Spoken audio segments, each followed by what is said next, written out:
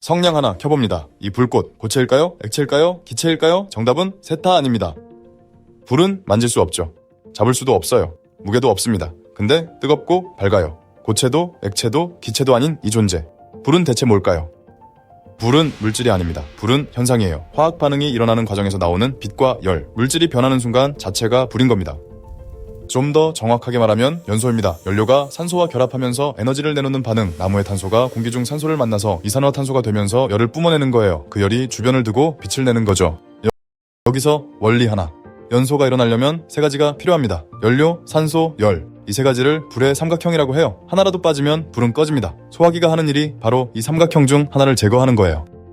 물을 뿌리면 온도를 낮춰서 열을 뺍니다. 담요를 덮으면 산소를 차단해요. 주변 물건을 치우면 연료를 없앤 거죠. 소방관이 산불 날 때 앞쪽 나무를 미리 베는 것도 연료 제거입니다.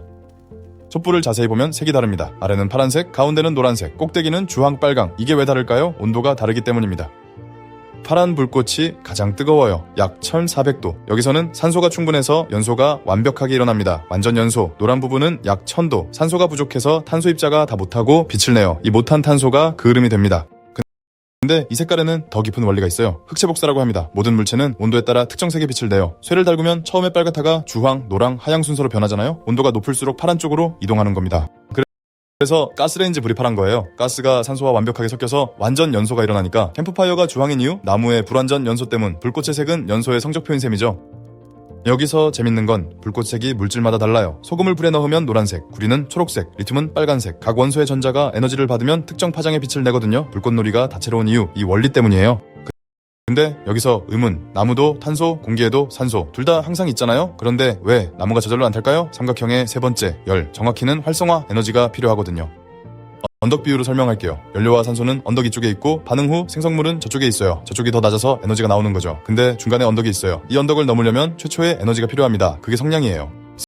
성냥의 마찰열이 언덕을 넘게 해줍니다. 한번 넘으면 반응 자체가 열을 내니까 옆에 연료도 언덕을 넘겨줘요. 연쇄 반응, 불이 퍼지는 원리가 이겁니다. 도미노처럼 하나가 넘으면 다음이 넘고 다음이 넘고.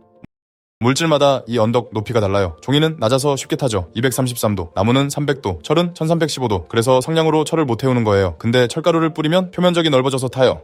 쇠뚝도 아주 가늘게 만들면 타는 겁니다. 근데 세상에는 성냥 없이도 타는 물질이 있습니다. 백린, 흰인이라고도 해요. 이 물질의 발화점은 겨우 30도, 공기에 닿으면 천만으로도 타기 시작합니다. 그래서 물속에 보관해야 해요.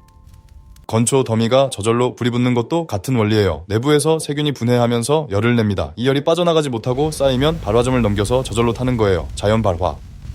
우주에서 가장 극단적인 자연 발화가 있어요. 별의 탄생. 가스구름이 중력으로 뭉치면서 중심 온도가 올라가잖아요. 1000만도를 넘기면 수소 핵융합이 시작돼요. 별이 켜지는 거죠. 이건 연소는 아니에요. 핵반응이에요. 근데 원리는 같습니다. 온도가 임계점을 넘기면 반응이 시작되는 것.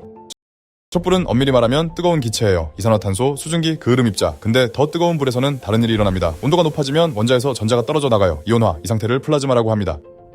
고체, 액체, 기체, 다음에 네 번째 물질 상태, 플라즈마. 번개가 플라즈마예요. 용접 불꽃도 플라즈마. 넌사인 안에 빛나는 기체도 플라즈마입니다. 사실 우주 물질의 99%가 플라즈마 상태예요. 별 전체가 플라즈마거든요. 촛불은 뜨거운 기체, 번개는 플라즈마, 태양은 완전한 플라즈마. 온도가 올라갈수록 물질 상태가 변합니다. 얼음이 물이 되고 물이 수증기가 되듯 기체가 플라즈마가 되는 거예요. 성냥 불꽃은 약 600도, 촛불은 1000도, 가스레인지는 1500도. 여기까지가 일상이에요. 좀 더 올라가 볼까요? 산소아세틸렌, 토치, 3300도. 강철을 자릅니다. 용광로, 2000도. 쇠를 녹여요. 우주왕복선, 재진입 표면, 1650도. 공기와 부딪히며 생기는 마찰열입니다. 번개, 3만도. 태양 표면보다 5배 뜨거워요. 0.001초 동안 공기가 플라즈마로 변합니다. 번개가 지나간 자리에 공기가 급팽창하면서 충격파가 생겨요. 그게 천둥소리입니다. 천둥은 미니 초음 속 충격파예요.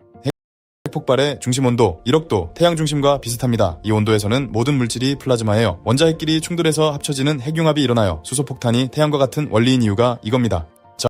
자, 이제 우주로 나가봅시다. 태양, 표면 온도 5500도, 중심은 1500만도, 수소가 헬륨으로 변하는 핵융합이 매초 6억 톤의 수소를 태우고 있어요. 근데 이건 연소가 아니에요. 산소가 필요 없거든요. 핵반응이에요. 우주에서 불이 탈 수 있을까요? 아니요. 우주는 진공이라 산소가 없어요. 연소는 불가능합니다. 근데 별은 타고 있잖아요? 별은 연소가 아니라 핵융합이니까요. 산소 없이도 됩니다. 우주에서 유일하게 불처럼 보이는 건 전부 핵반응이에요. 2023년에 천문학자들이 우주에서 가장 큰 폭발을 발견했어요. AT2012WX. 태양보다 2조 배 밝은 폭발이 3년 넘게 계속되고 있었습니다. 블랙홀이 거대한 가스구름을 삼키면서 발생한 거예요. 태양계 100개 크기의 불덩이. 이게 현재까지 관측된 우주에서 가장 큰 불입니다. 재밌는 실험 하나. 무중력에서 초를 켜면 어떻게 될까요? 지구에서 불꽃이 위로 올라가는 건 대류 때문이에요. 뜨거운 공기가 가벼워져서 위로 올라가고 차가운 공기가 아래서 밀려 들어오면서 산소를 공급하죠. 무중력에서는 대류가 없습니다. 뜨거운 공기도 안 올라가요. 그래서 불꽃이 둥글게 됩니다. 완벽한 구형, 색도 달라요. 파란색이에요. 확산으로만 산소가 공급되니까 아주 천천히 효율적으로 타면서 완전 연소가 일어나거든요. 지구 불꽃은 중력 때문에 눈물 모양, 우주 불꽃은 무중력 때문에 구형. 같은 불인데 중력 하나가 모양과 색을 바꿔놓은 거예요. 불의 형태조차 물리법칙에 지배받는 겁니다. 지금까지 불의 원리를 파헤쳤는데요. 이 원리가 왜 중요할까요? 불이 인류를 만들었기 때문입니다. 과장이 아니에요. 2025년 연구에 따르면 인류는 40만 년 전부터 불을 인위적으로 만들 수 있었어요. 부싯돌과 황철석을 부딪혀서. 근데 불을 이용한 건 그보다 훨씬 전 100만 년 전부터 자연 산불에서 옮겨온 불을 유지했을 겁니다. 불로 요리를 시작하면서 모든 게 바뀌었어요. 날고기를 익히면 소화가 쉬워지고 에너지 흡수량이 올라갑니다. 독성 물질도 분해되고요. 더 적은 시간으로 더 많은 에너지를 얻을 수 있게 된 거예요. 씹는 시간도 줄었어요. 이게 뇌에 영향을 줬습니다. 에너지를 효율적으로 얻게 되면서 뇌가 커질 수 있었어요. 호모 에렉투스의 뇌가 커지기 시작한 시기와 불 사용 시기가 겹칩니다. 요리가 뇌를 키웠다는 이론, 리처드 랭엄의 가설이에요. 논쟁은 있지만 유력한 설입니다. 그리고 불 앞에 모이기 시작했어요. 밤에 어둠을 밝히고 추위를 막고 맹수를 쫓고 불 주변에 사람들이 모이면서 대화가 시작됐습니다. 공동체가 만들어졌어요. 언어가 발전하고 문화가 생기고 이야기가 태어났습니다. 문명의 시작점에 불이 있었어요. 도자기를 만들었습니다. 흙을 구워서. 금속을 뽑았습니다. 광석을 녹여서. 유리를 만들었어요. 모래를 녹여서. 증기기관을 돌렸습니다. 물을 끓여서. 산업혁명. 전부 불이 없으면 불가능했어요. 지금 이 순간에도 여러분의 집은 불로 돌아가고 있어요. 가스레인지, 보일러, 자동차 엔진 전부 연소입니다. 화력발전소, 석탄이나 가스를 태워서 전기를 만들어요. 우리 문명은 아직도 불 위에 서 있습니다. 근데 불에는 문제가 있습니다. 이산화탄소, 연소의 부산물이죠. 탄소를 태우면 반드시 이산화탄소가 나와요. 이게 대기에 쌓이면서 지구가 뜨거워지고 있습니다. 불이 인류를 만들었는데 불이 지구를 위협하고 있는 역설. 그래서 인류는 지금 연소 없는 에너지를 찾고 있어요. 태양광은 불 없이 빛을 전기로 바꿉니다. 풍력은 바람을 전기로, 핵융합은 태양의 원리를 지구에서 재현하려는 시도예요. 불 없이 에너지를 얻는 세상.